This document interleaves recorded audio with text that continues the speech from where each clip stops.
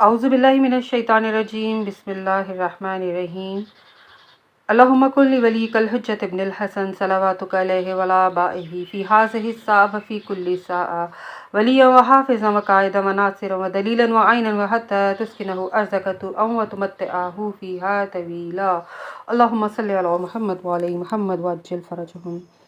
अस्सलाम वालेकुम सामीन, हमारे चैनल ज़िक्र उला में खुशामदीद।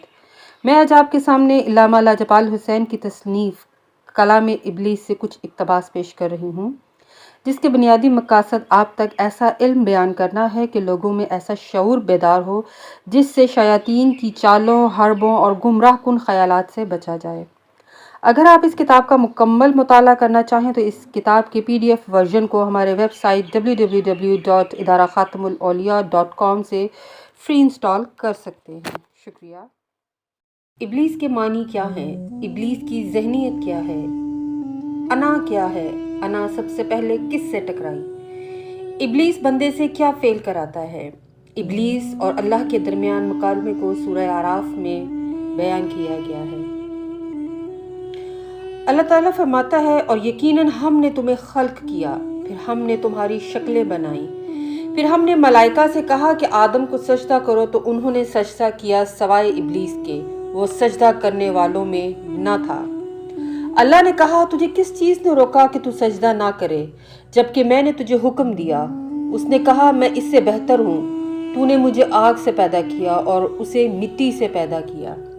फरमाया, पस तू यहाँ से उतर जा, तेरी ये मजाल नहीं है कि तू यहाँ तकब्बुर करे, तू निकल जा, तू जलील होने वालों में से है। कहा, मुझे उस दिन तक मोहलत दे जब लोग उठाए जाएं। फरमाया, तू मोहलत पाने वालों में से है। कहा, चूंकि तूने मुझे गुमराह करार दिया है तो अब यकीनन सिराते मुस्तकीम पर उनकी ताक में बैठूंगा। यकीनन फिर मैं उनके सामने से, पीछे से, उनके दाएं से, उनके बाएं से उनकी तरफ आऊंगा और तू उनकी अक्सरियत को शुक्रगुजार नहीं पाएगा। फरमाया, यहाँ से निकल जा, जलील और रांदा दरगाह होकर इनमें से जो भी तेरी पैरवी करेगा तो यकीनन मैं तुम सबसे जहन्नुम को भर दूंगा। ए आदम, तुम और तुम्हारी बीवी जन्नत में रहो, फिर जहाँ से चाहो खाओ, और तुम दोनों इस दरख्त के पास न जाना वरना जालिमों में से हो जाओगे।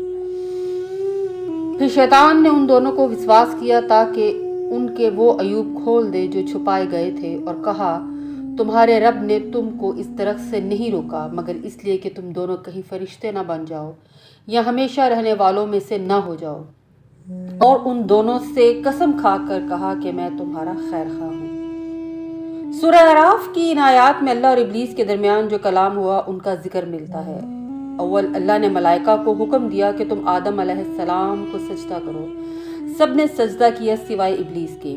अल्लाह ने इरशाद फरमाया कि इब्लीस सजदा करने वालों में से नहीं था। ये बात वाज़िया और रोशन है कि यहाँ सजदा आदम ही को था, क्योंकि अगर आदम किबला होते तो इब्लीस फौरन सजदा कर देता।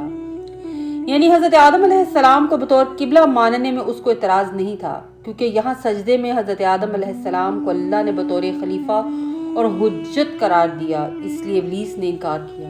इब्लीस का इनकार करना इस बात पर दलालत करता है कि हुक्म सजदा अल्लाह ताला ने फ़कत मलाइका को नहीं दिया था, बल्कि इस हुक्म में इब्लीस मलऊन भी शामिल था, वरना इसके सजदा ना करने पर अल्लाह ताला उसको अपनी बारगाह से ना निकालता।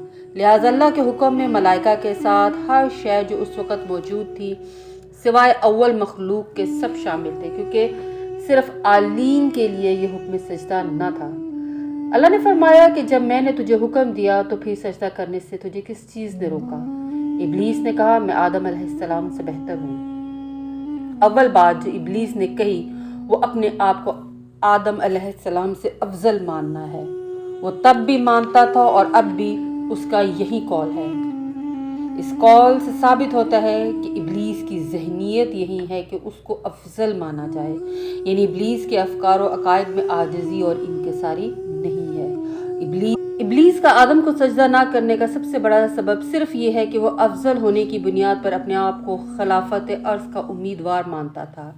आप इसी नुक्ते पर गौर करें, यानी सबसे पहले जो चीज़ अल्लाह के अमर से टकराई है वो अना है, यानी इब्लीस की अना कि मैं बेहतर हूँ। इंसान अव्वल हज़रत आदम अलैहिस्सलाम से कबल अना सिर्फ इब्लीस से मंसूब हुई। मालूम हुआ इब्लीसियत से انا یعنی میں کا جنم ہوا ہے۔ جہاں تکبر و سرکشی ہوگی وہیں یہ انا ہوگی۔ امام رضا علیہ السلام نے فرمایا بے شک ابلیس کا نام حارث ہے۔ ابلیس کے معنی فقط اے نافرمان ہے، اور چونکہ اللہ عز و جل کی رحمت سے وہ مایوس ہو گیا، اسی وجہ سے اس کا نام ابلیس رکھا گیا۔ اس حدیث سے ثابت ہوا کہ ابلیس اللہ کی رحمت سے مایوس ہوا۔ اب جس کو بھی وہ گمراہ کرے گا اس کو اللہ کی رحمت سے مایوس کرے گا، کیونکہ مایوسی سے قلب میں تاریکی و ضلالت پیدا ہوتی ہے۔ اللہ نے اپنے کلام کا آغاز بھی اسم رحمان سے فرمایا ہے۔ ایسی ذات جو اپنی مخلوق پر اس قدر رحمت نازل کرے کہ مایوسی جو کفر ہے وہ زائل ہو جائے۔ اگر مخلوق اللہ کا اقرار و اطاعت نہ بھی کرے پھر بھی ان کے لیے اسباب رزق نہ روکے۔ اب ابلیس کا فعل بندے کو رحمت سے نکال کر ظلمت میں لے کر جانا ہے، یعنی ابلیس بندے کو اللہ کے غضب میں داخل کراتا ہے، یعنی بندہ ایسے گناہ یا افعال سر انجام دیتا ہے کہ رحمت سے دور اور غضب الہی کے قریب ہو جاتا ہے۔